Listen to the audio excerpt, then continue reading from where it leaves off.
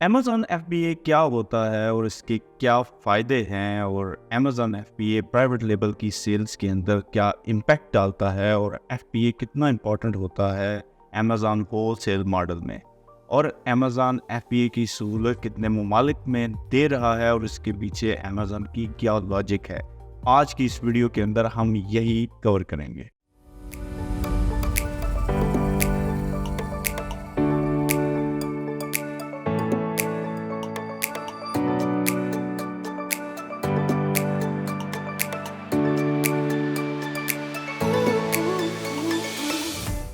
आज से 17 साल पहले 2006 में अमेज़न ने अपनी एक नई सर्विस का आगाज़ किया जिसे फुलफिलमेंट बाय अमेज़न या अमेज़न एफबीए कहा जाने लगा। ऑर्डर्स को कस्टमर्स तक पहुंचाने के अमल को दरअसल फुलफिलमेंट कहा जाता है। इसमें थर्ड पार्टी आपकी प्रोडक्ट्स को अपने वेयर हाउसेज में स्टोर करती है, इसकी इन्वेंट्री बनाती है, प्रोडक्ट्स की सीलिंग एंड पैकिंग भी करती है और इससे ऑर्डर आने पर कोरियर के जरिए कस्टमर्स तक बाहिफाजत पहुंचाने की जिम्मेदारी भी उसी पे होती है। इसके साथ साथ अगर कोई ऑर्डर वापस आ जाता है तो उसे हैंडल करना, रिफंड के मामलात देखना और नई प्रोडक्ट कस्टमर्स को दोबारा भेजना, कस्टमर्स के साथ राब्ते में रहना और आपकी इन्वेंट्री को साथ साथ अपडेट करना भी इसी थर्ड पार्टी की जिम्मेदारी होती है। अमेज़न पर 9.7 मिलियन सेलर्स हैं, जिसमें से तकरीबन 94% सेलर्स इसी सहूलत को इस्तेमाल कर रहे हैं और इसी के जरिए अपनी सेल्स कर रहे हैं। और इस सर्विस की वजह से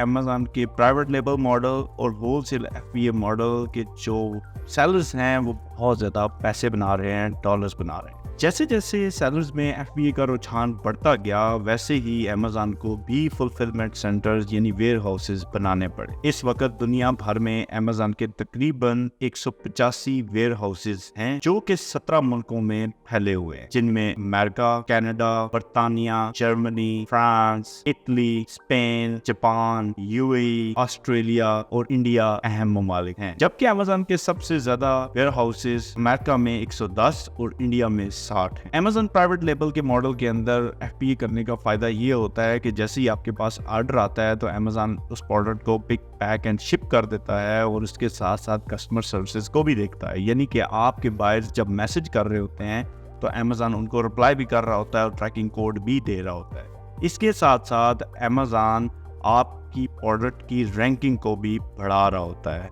और ये अमेज़न प्राइवेट लेबल जो सेलर्स होते हैं उनके लिए एक बहुत बड़ी सपोर्ट होती है, क्योंकि वो बल्क में आइटम्स अमेज़न एफबीए पे भेज देते हैं और उसके बाद उनका सारा फोकस अपनी मार्केटिंग और अकाउंट मैनेजमेंट पे होता है। वो इन्वेंट्री के बहुत बड़े झंझट से निकल जाते हैं। और अमेज़न एफबीए का फ़ायदा होलसेल एफबीए के अंदर भी हो रहा होता है, जहां आप डिफरेंट ब्रांड्स डिस्ट्रीब्यूटर से इनवॉइसेस लेकर अपना स्टॉक एफबीए पे भेज देते हैं और आप बायर बॉक्स में जाके बैठ जाते हैं। और बायर बॉक्स जो है उसके अंदर प्राइसेस को कम करने के बाद आप मुतअद्दिद दफ़ा अपने आइटम्स को सेल कर रहे होते हैं। जब आपके आइटम सेल होते हैं तो उसकी भारी जिम्मेदारी भी अमेज़न एफबीए पे चली जाती है। वो pick and pack and ship कर रहा होता है और जो भी अमेज़न होलसेल का मॉडल एफबीए के थ्रू कर रहा है वही एक्चुअली मुनाफा बना रहा है। जो एफबीएम के थ्रू करता है यानी कि खुद फुलफिलमेंट करने की कोशिश करता है तो वो बाय बॉक्स विन ही नहीं कर पाता।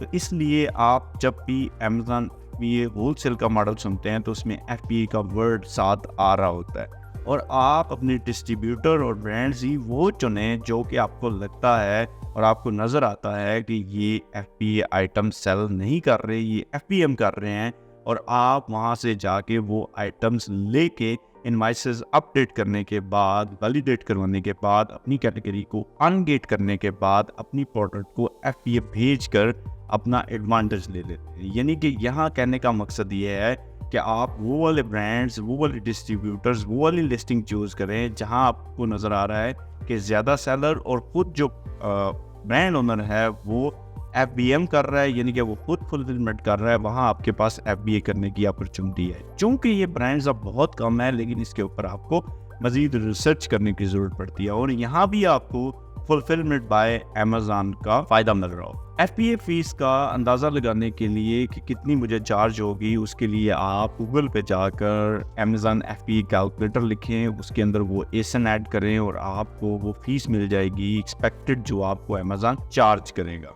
Amazon FBA की सक्सेस का राज ये था कि उसने 2 दिन के अंदर शिपिंग स्टार्ट कर दी थी, यानी कि जहां आपने ऑर्डर किया और 48 घंटे के अंदर ऑर्डर आपके डोर पे आ गया। अब Amazon FBA एक स्टेप आगे बढ़ चुका है, यानी कि सेम डे शिपिंग पे आ चुका है। क्योंकि अगर आप ऑर्डर दिन 1 बजे से पहले आप करेंगे तो सेम स्टेट और सेम वेयर हाउस से आपको उसी दिन शाम को ऑर्डर डिलीवर हो जाएगा। अब ये अमेज़न का अरूज नहीं है, इससे आगे वाली कहानियां भी हैं कि अमेज़न ने ड्रोन के थ्रू भी शिपिंग स्टार्ट कर दी है और फुलफिलमेंट स्टार्ट कर दी है। अब अमेज़न इलेक्ट्रॉनिक कार के ऊपर काम कर रहा है, जिसके अंदर ऑटोमेटिकली आपकी पैकेज डिलीवर होने शुरू हो जाएंगे। अमेज़न FBA यहाँ नहीं रुका, उसने AWD पे काम करना शुरू कर दिया, यानी कि Amazon warehousing and distribution. यानी कि आपने अगर चाइना से सामान मंगवाया जो कि बल्क में है, मिसाल के तौर पर उसमें 50,000 प्रोडक्ट्स हैं, तो वो प्रोडक्ट्स आप अपने किसी वेयर हाउस में रखने की बजाय Amazon warehouse and distribution में रख, और AWD उसको